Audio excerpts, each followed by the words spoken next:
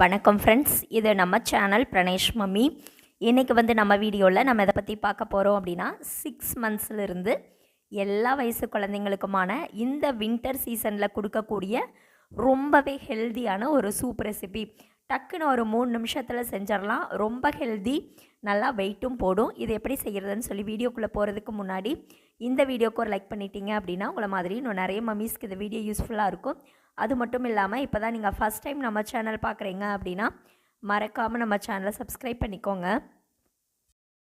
Okay friends, 6 மந்த்ஸ்லேருந்து எல்லா வயசு குழந்தைங்களுக்கும் கொடுக்கக்கூடிய இந்த ரொம்பவே ஹெல்த்தியான வெயிட் கெய்னிங் சூப் செய்கிறதுக்கு இன்றைக்கி நான் ஒரு 3 ஸ்பூன் அளவுக்கு பாசிப்பருப்பு நல்லா கழுவிட்டு 5 நிமிஷம் ஊற வச்சுருந்தேன். அதை ஒரு குக்கரில் சேர்த்துக்கிறேன்.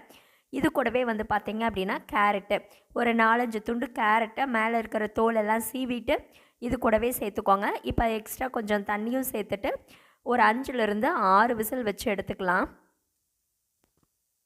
6 விசில் விடும்போது உங்களுக்கு அந்த கேரட்டு பருப்பு ரெண்டுமே நல்லா வெந்து வந்துடும், மசிஞ்சு வந்துடும்.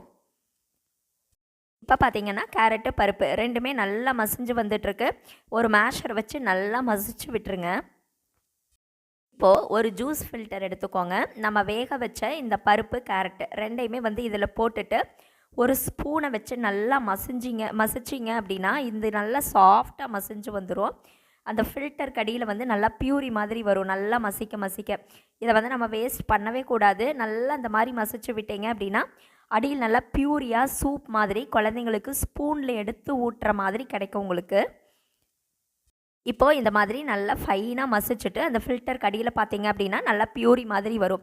அதை ஸ்பூனை வச்சு எடுத்துக்கலாம். நம்ம மிக்சியில் அரைச்சி கொடுக்கறதுக்கு பதிலாக இந்த மாதிரி பண்ணணும் அப்படின்னா அந்த டேஸ்ட் மாறாது. 6 மாதம் 7 மாதம் குழந்தைக்கெல்லாம் இந்த மாதிரி ஃபைனாக தான் ஊட்டி விடணும். அதனால் இந்த மாதிரி நல்லா மசிச்சு எடுத்துக்கோங்க. இந்த அளவுக்கு நல்லா மசிச்சு எடுத்தாச்சு.